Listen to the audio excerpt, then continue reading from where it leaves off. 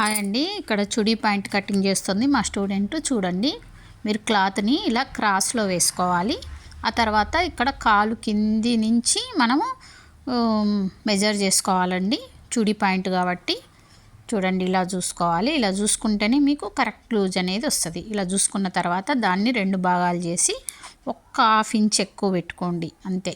అంతకన్నా ఎక్కువ పెట్టుకోవద్దు, చుడీ కాబట్టి లూజ్ ఉండకూడదు అనమాట. ఒక ½ ఇంచ్ ఎక్స్ట్రా పెట్టుకొని మీరు ఈ కింద వైపు, ఇప్పుడు మనము కోన్లాగా వచ్చింది కదా క్రాస్లో, అక్కడ మీరు ఈ కింది వైపు మార్క్ చేసుకోండి.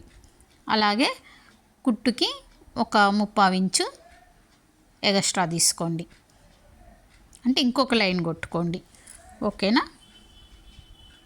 ఆ తర్వాత ఈ కింది నుంచి ఒక 10 చుడీ కోసం తీసుకోండి. మీకు ఫ్రీ సైజ్ అందరికీ 10 తీసుకోండి చుడీ కోసం. ఆ తర్వాత మీరు లెంత్ చూసుకొని లెంత్లో నుంచి మనం పట్టీ కోసం 7 మైనస్ చేసి మిగతాది ఈ 10 దగ్గర నుంచి, అంటే ఈ 10 మనకి లెక్కలోకి రాదండి. ఇంకో ఇక్కడి నుంచి ఇక్కడికి 10, ఇది మనకి చుడీ కోసం, ఇది లెక్కలోకి రాదు. దీని తర్వాత మీరు ఇక్కడి నుంచి మీ లెంత్ చూసుకొని ఆ లెంత్ని ఇక్కడి నుంచి మెజర్ చేసుకోండి. ఓకేనా? ఇక్కడ ఎంత ఉందో ఈ 10 దగ్గర కూడా అంతే ఉండాలి.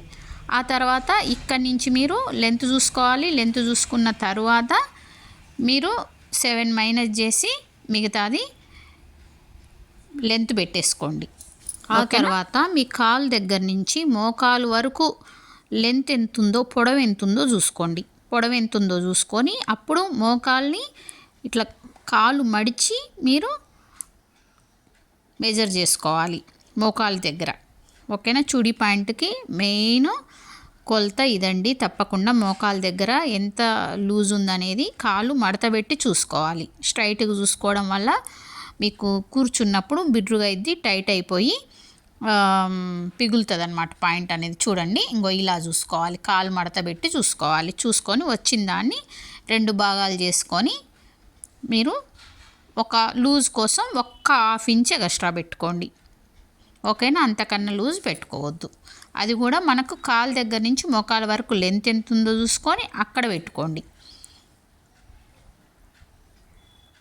ఆ తర్వాత మనం ఇప్పుడు కస్టమర్ ఉంటారు కదా, వాళ్ళు ఎక్కడ మన పాయింట్ కట్టుకుంటారో అక్కడి నుంచి టేప్ తీసుకొని లెంత్ ఎంత ఉందో చూసుకొని నేను ఇందాక చెప్పిన విధంగా పట్టీ కోసం -7 చేసి ఇక్కడ 10 దగ్గర నుంచి 10 వదిలేసి అక్కడి నుంచి 7 మైనస్ చేసి మిగతా పొడవు అనేది పెట్టుకోండి. ఇక్కడ 39 ఉంది, మేము 7 మైనస్ చేసేసి మిగతాది లెంత్ కింద తీసుకున్నాం.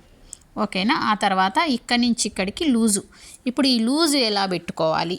ఇప్పుడు లూజ్ పాయింట్ అనుకోండి, మనకి క్లాత్ ఎంత ఉంటే అంత మొత్తం పాయింట్ పెట్టేసుకుంటాం, కుచ్చులు ఎక్కువ రావాలి కాబట్టి. కానీ చుడీ పాయింట్కి ఏం చేస్తామంటే పట్టీ ఉంటుంది కదా,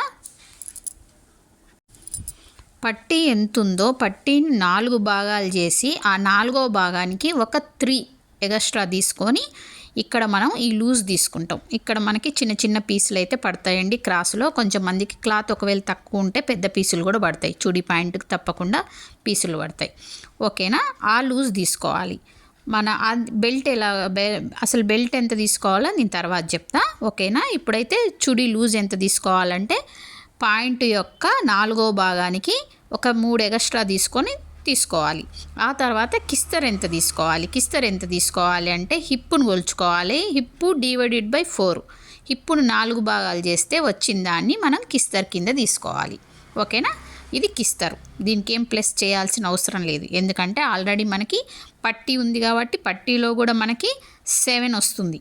ఓకేనా? ఆ 7 ఇక్కడ దాదాపు వీళ్ళకి 10 వచ్చింది చాలు.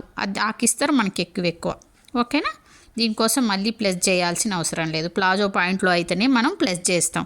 ఈ చుడీ పాయింట్కి వాటికి పట్టీ పైన వస్తుంది కాబట్టి మళ్ళీ కిస్తర్ని 4 భాగాలు చేసి దానికి మళ్ళీ ప్లస్ చేయాల్సిన అవసరం లేదు.